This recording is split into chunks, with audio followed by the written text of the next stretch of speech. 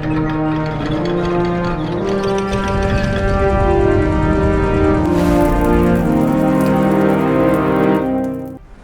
everyone, you know the drill, so let's get started and begin with the actual first episode of Season 3. We start this episode with Ormond Hightower surrendering to Daemon Targaryen. Or should I say, surrendering. You can't see, but I'm making air quotes. You know, an air quote pose would be a good idea for my avatar. I need to get solo on that once this season is done.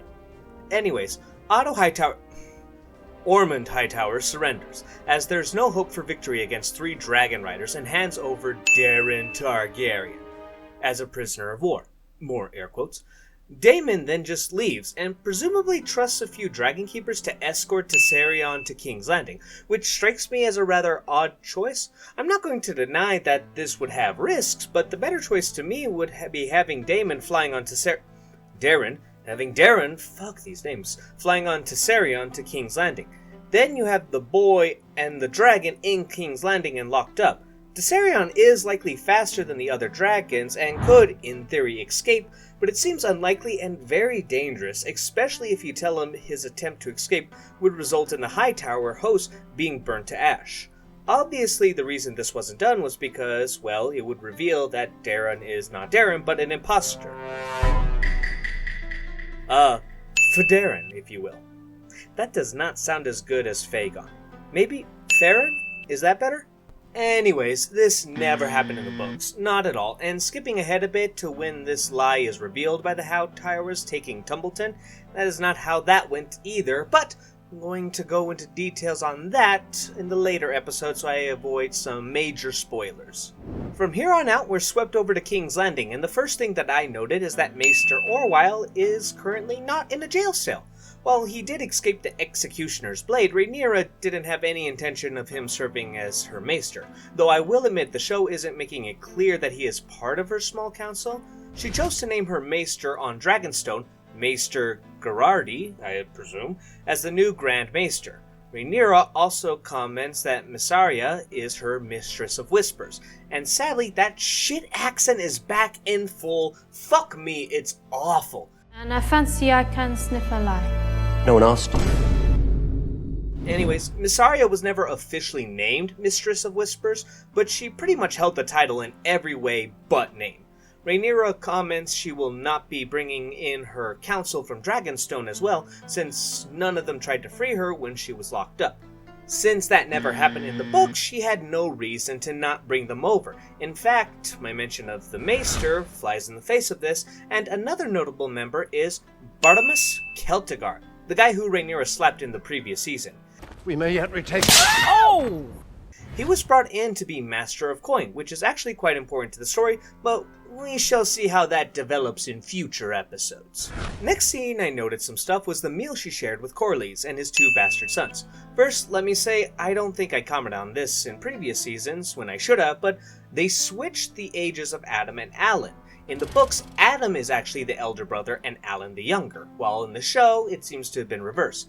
This does not matter at all, but it's a difference, and so I am honor bound to point it out. I'm just, 5 years late. Corlys asks that she legitimize his son so that they can be the heirs to Driftmark, and while the show gives her a very weak justification as to not do that, the book version of Rhaenyra has little issues with legitimizing both bastards and does so. Now let's talk about something I purposefully neglected from the previous episode. When Rhaenyra took King's Landing, it is said that she sat on the throne and was cut across her legs and left hand. The writers possibly interpreted this as her just being on her period, which could explain people mistaking blood on her legs as cuts from the Iron Throne, but unless she was scratching herself like I do when I'm relaxing on the couch, I don't know how blood could have gone onto her left hand. Next scene I wanted to comment on was Rhaenyra's banquet with the wealthy of the city. This never happened, though she did in part take action to seize their wealth, not just their food stores. This is one of the few moments that the writers have decided to take a fuck up from the books that someone else did and give it to Rhaenyra, instead of just erasing all her fuck ups. Remember Lord Celtigar, who I said was named Master of Coin?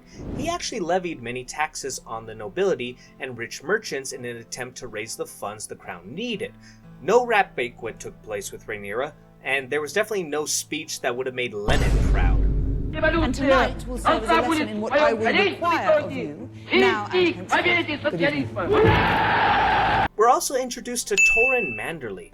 The scene seems to imply that Torrin had been in King's Landing throughout this entire event, but in the books he was sent south by House Manderley when the war kicks off, and kind of just randomly appears in King's Landing when Rhaenyra takes it. Yeah, it's kind of weak in the book as well.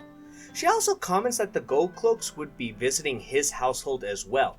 Technically, his household would be White Harbor, which is currently hundreds of miles away, but I'm assuming in this case the household is just where he happens to be staying at while in King's Landing, or maybe House Manderley owns property in King's Landing. I will say though, while it kind of makes some sense for her to take away the food from the nobility who hadn't quite declared for her, it seems odd to also do that with Manderley, because the Manderleys were one of the earliest houses to actually declare for Rhaenyra. We later see Daemon try to convince Rhaenyra that she should start making plans to take over Dorne and Essos all the way to Yiti, and did this dumb fuck forget he spent 10 years trying to take a group of islands with 2, possibly 3 dragons, and didn't win?